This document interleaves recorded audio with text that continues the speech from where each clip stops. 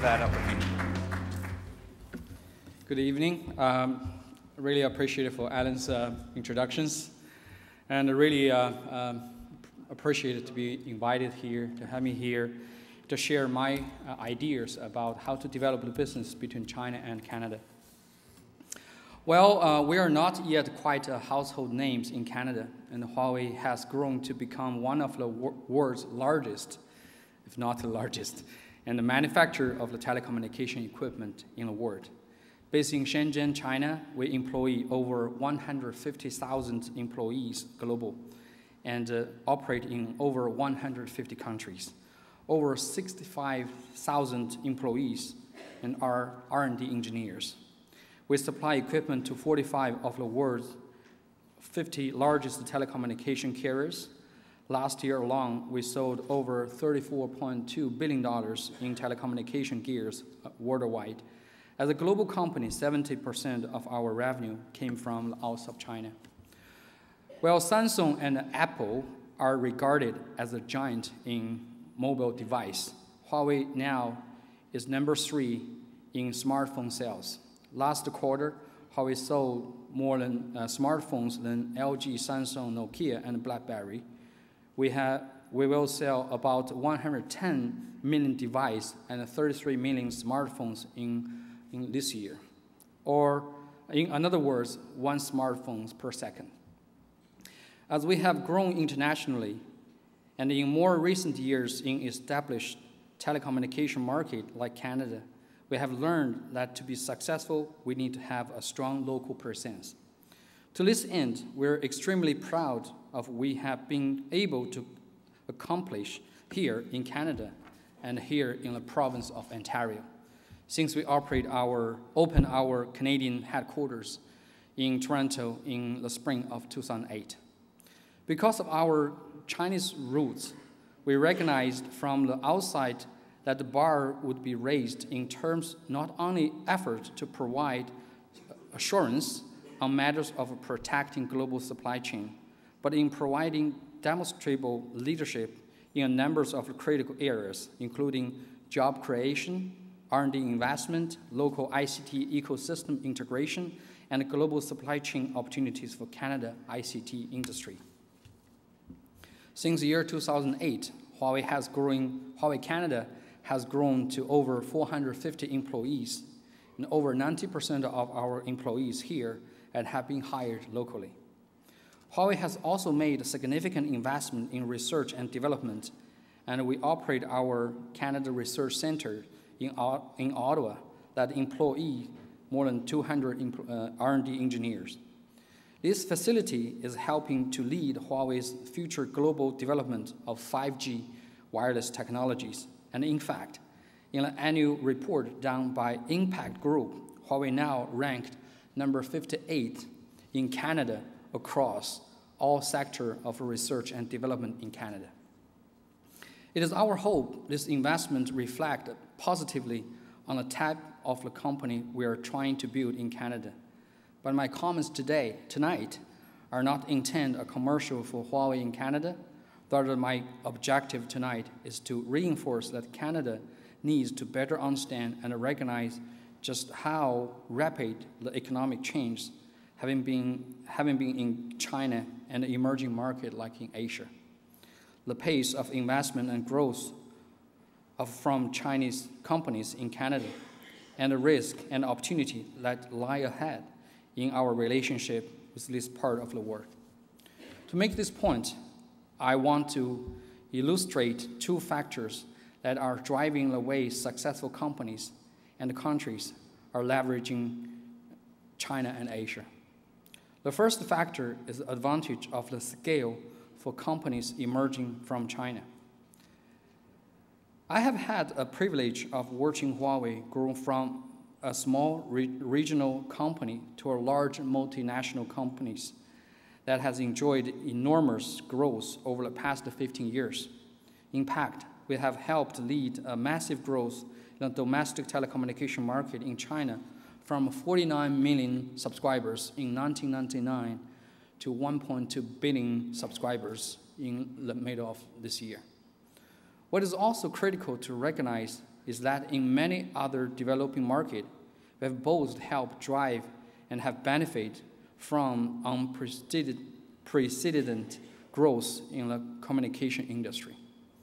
In doing so, we have harnessed scale to provide a reliable service that offers good value to the customer at the price point they can offer. For this point, I'd like to give you one very live example. For example, we know in Canada, and our ARPU is probably in about $60 per month. And we know in India or in Nigeria, then probably every month the revenue is only about $7 to $10. But even in that region, and the telecommunication still can work. It means sometimes the scale and really change the business model. So from this point of view, I would rather to suggest the people to think about the skilled market can bring a lot of opportunity for Canada. I would rather to say in the past 10 years, more and more people started talking about the golden break. So like Brazil, like Russia, India, China, and even Africa. So this kind of market, emerging market, they create a huge requirement in the marketing need. So Canada, we know we only have a 34 to 35 million populations here. A great opportunity for us is to see how we can bridge our strong technology advantage together with the skilled market. This is one I think the government made a lot of effort, and our cabinet and ministers and visited Brazil, India, and China many times in the past. And also in last year, and our prime minister signed a lot of bilateral partnership with China. I think it's a great effort. But from the industry level, we still need to think about that one. Because we found out the people always thinking American is a big part. No doubt, American is very important for Canada. But question is, sometimes we generate a good product we think is a satisfied American requirement, but may not be successful in other regions. So here I want to use in Nigeria or the India and trying to give you one example that is skilled market and bring a huge business opportunity. But from another side, that also need a lot of customized solutions. That needs our Canadian industry to pay attention. Okay, it is a reality of the marketing in which we compete and what we have had to do to get our cost structure to a point where we can still earn a profit while providing a reliable, qualified, quality product or service. Secondly, a successful company understands the investment that is taking place in Asia and particularly in China. And I talked with Peter and talked with Stephanie, and so we know the Manulife made a great job in China. Now they have the business. They are business networks and cover more than 51 cities. You know, in China, a lot of cities, their population is probably 5 million or 10 million, right? So you already have more than 1.5 million customers. That's a great achievement. So I spent a lot of time and a lot of chance we have it. We met with Manulife, Sun Life, Gowlings, and also Bombardier. I think the big companies in Canada, they have a great global vision, and they understand the China. They have the China strategy. That's the reason why they're pretty successful in China. So here I'd like to say the leading edge of the, in the past, in the coming years, in China will create more and more opportunities for all of us. For example, in ICT and other innovative technologies, the leading edge of green technology investment and research in the next decade, I would rather to say will happen in China, where the need is greatest and obvious, and where it is expected the government will be fully committed to achieving measurable progress on crippling issue of the polluted air. I would argue that many Canadian companies, particularly small and middle-sized companies, have yet to understand the market shift that has been taking place. The idea that China and Asia serve as a low-cost supplier or manufacturing location to bring costs down for products sold in the domestic market is antiquated, so is out of out of the date. And instead, a successful company already understand that to be successful on a global scale, we need to develop a go-to-market product that can be competitive with the product developed and sold in those home market. It's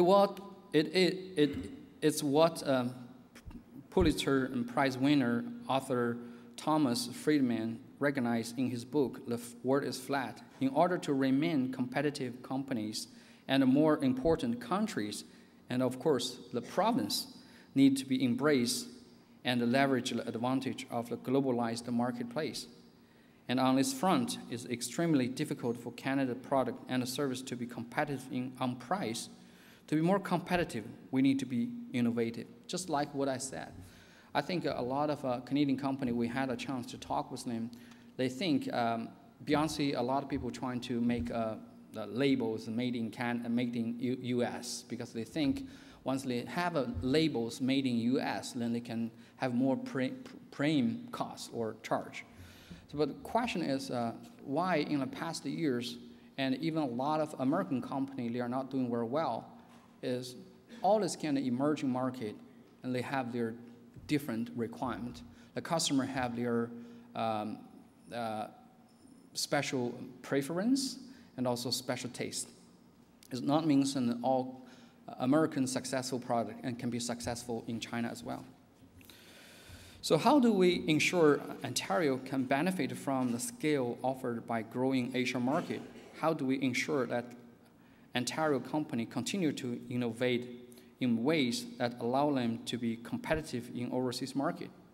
And I have three suggestions and comments.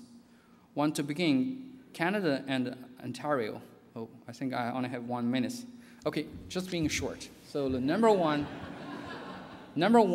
I would say the skill market. So I really want to do all the things and trying to bridge Canada's strong advantage from technology side with China domestic market. China, they have a booming and large middle class levels. They have a tremendous requirement for the new product, for the new life. So this is one I think is a great opportunity. The second one is innovation. We know in Ontario, we have a great opportunity. We have the best universities. We have a lot of institutes. We have a lot of companies that are doing the business between China and Canada. And also our Ontario government, also federal government, they do a lot of effort. They help us to build a lot of, we call this incubators or trade missions office in China, mainly serve our small and middle-sized companies. So I think that's a great opportunity for us. So the innovation and is the bilateral. So, and as I know, more and more Chinese companies, they are quite interesting to build technology incubators here. So this is the kind of things which really can help us to leverage that one. And we have a statistic numbers, and 93% of the Chinese investors coming to Canada is focused on a nature resource. I think now the China side also start thinking and what is the right way. So I would rather just say, because I'm working on the high technology side, I would rather to say not only to think about the nature power, also think about the manpower. We have great and talented people here, and just like Alan's side, we have great young generations leadership here, and I'm confident and we'll find a lot of way to work with China and to find opportunities in China. So, and as an ending, I would rather to using one word and to give you more introductions of what is China's culture. So crisis. So crisis words in China means two words. It's Wei Ji. That's Chinese words. Wei means risk. Ji means opportunity. So in front of a lot of small and middle size of the Canadian companies, they may trade the emerging market from whatever, from China, India, from Brazil, is a threat. But actually, I would say the threat is there. It's a fact. You have to face on that. But from another side, you need to see a lot of opportunity behind the risk. So face on this kind of challenge, embrace opportunities. And I'm quite confident, and Canada have a great future, and to develop the business strategies with Asia, with the emerging market. So that's all the things I want to share. Thank you.